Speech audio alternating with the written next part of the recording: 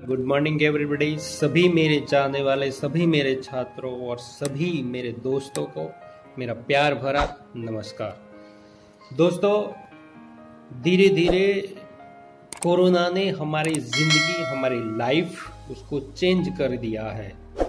धीरे धीरे परिस्थितियां बदलती जा रही है। धीरे धीरे हम जो करना चाहते थे, बहुत सारे आयोजन करके रखे थे, उसमें से कुछ नहीं हुआ। पहले से हमारे आध्यात्मिक ग्रंथों में भी यही बात कही गई है कि कल करे सो आज कर, आज करे सो अब, पल में प्रलय होएगी। एक पल का कुछ भरोसा नहीं है, एक पल में क्या होगा कुछ भरोसा नहीं है। तो ऐसे में बहुत सारे आयोजन टूटते जा रहे हैं।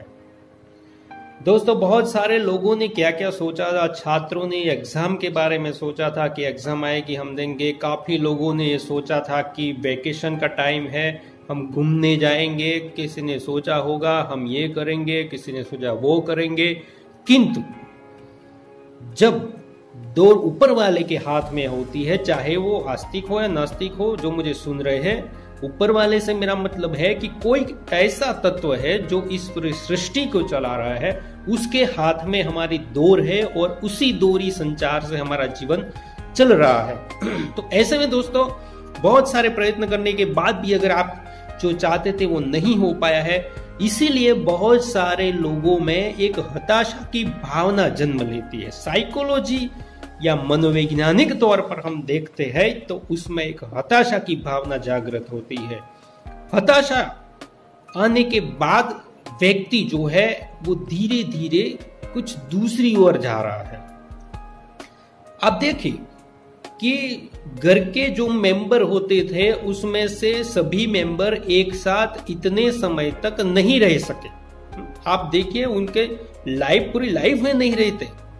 अब देखिए कि जिस प्रकार से वो जॉब कर रहे, तो सुबह जॉब चले जाते हैं, शाम को आते हैं, तो कई बच्चे सो गए होते हैं या वो सुबह जागते हैं, इससे पहले तो पापा या जो कुछ वो मेंबर वो चले जाते हैं। तो एक साथ रहने का मौका बहुत ही कम समय मिलता था। किंतु पिछले 50 दिन से ज्यादा का समय हो गया है और एक ही छत के नीचे एक ही परिवार के लोग, सारे लोग एक जगह पर रहते हैं।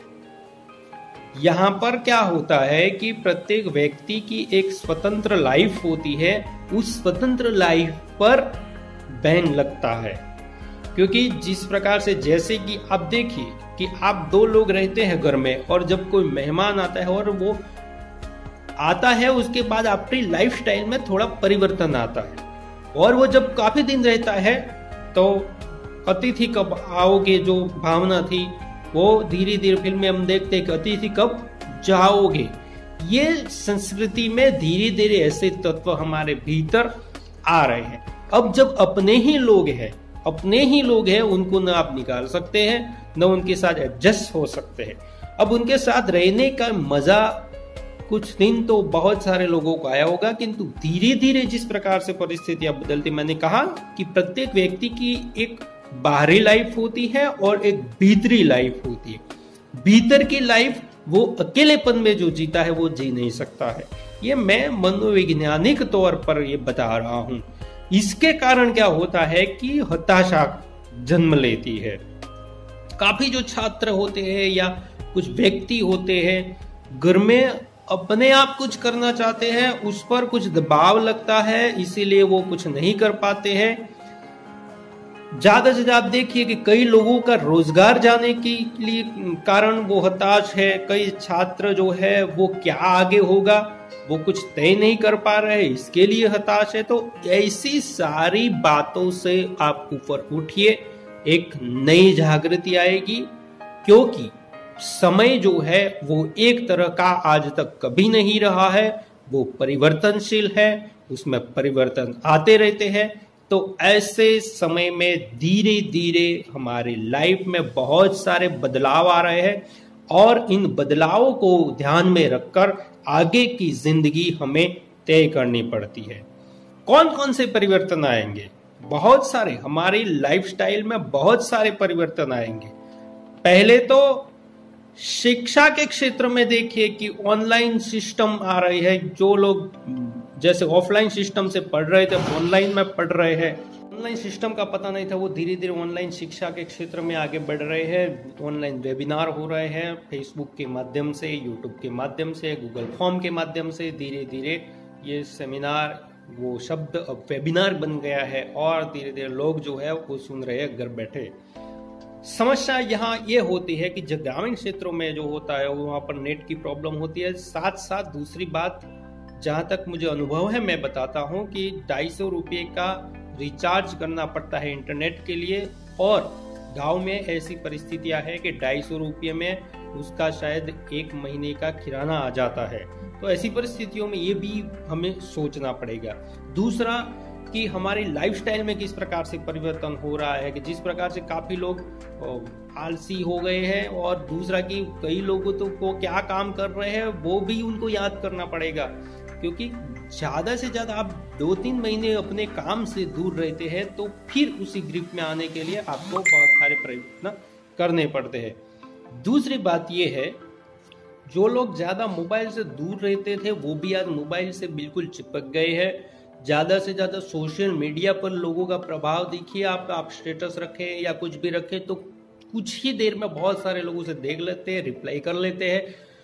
काफी लोग आज टिकटॉक पे लगे हुए हैं और अपनी अदाकारी दिखा रहे हैं, किंतु मैं ये समझता हूँ कि ये आपके लिए समय जो है वो बहुत अच्छा है अगर आप उसका सदुपयोग करें तो, क्योंकि ऐसी स्थिति में आप जो कुछ करना चाहते हैं वो कर सकते हैं। आपके पास, आप मानिए कि 50 दिनों तक समय है, आप बाहर भी नहीं जा सकते हैं, घर में ही रहना पड़ता है। ऐसे में आप जो क्षेत्र में कमजोर है उस क्षेत्र का नॉलेज हासिल कर सकते हैं। जिस प्रकार से हो सकता है वो ऑनलाइन के माध्यम से हो सकता है, किताबों के माध्यम से भी हो सकता है। तो यहाँ पर इस समय का सदुपयोग हो सकता है। दूसरा कि घर में जो है वो बहुत सारे लोग एक साथ रहते हैं तो बहुत सारे अनुभव हमें सुनने को मिलते हैं, जानने को मिलते हैं, किंतु ऐसी स्थिति में हताशा कब होती है?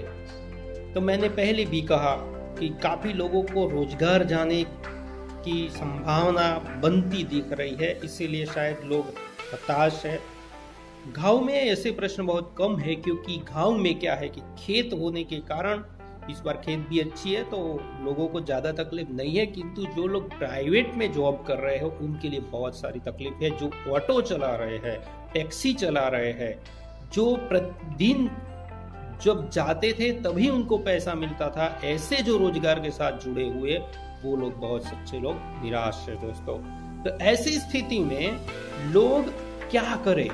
काफी लोग आत्महत्या की प्रयास कर रहे हैं। तो दोस्तों ऐसा कुछ करने की जरूरत नहीं है। मैंने भी कहा कि समय बदलता जरूर है, कुछ दिन गुजार लो, इस प्रकार की स्थिति में समय बदलेगा। दूसरी बात कि आप उस हताशा को दूसरी ओर मोड़िए। कभी कभार क्या होता है कि जब घर में झगड़े होने लगते हैं, जो लोग, बच्चा जो था वो पापा की राह देख रहा था, वो पापा आज उसके साथ ही रहते हैं, तो क्या होता है कि हताशा जन्म लेती। एक ही स्थिति में जब आप रहते हैं और जब बाहर ही नहीं निकल पाते हैं तो ऐसी स्थितियों में ये सारी परिस्थितियां बनती जा रही दोस्तों। तो ऐसे में दोस्तों हताश होने की जरूरत नहीं है। अपनी हताशा को, निराशा को पॉजिटिव सोचना चाहिए, पॉजिटिव सोचते रहिए और कुछ ऐसा कीजिए जो आपके जीवन में कुछ परिवर्तन लेकर आ सकता है।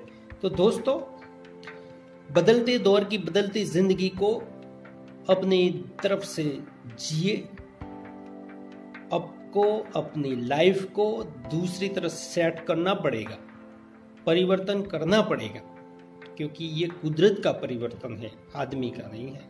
और इसीलिए परिवर्तन के साथ, परिवर्तन के दौर में किस प्रकार से जीना चाहिए, तो आप उसी प्रकार सक्सेसफुल लाइफ जिए।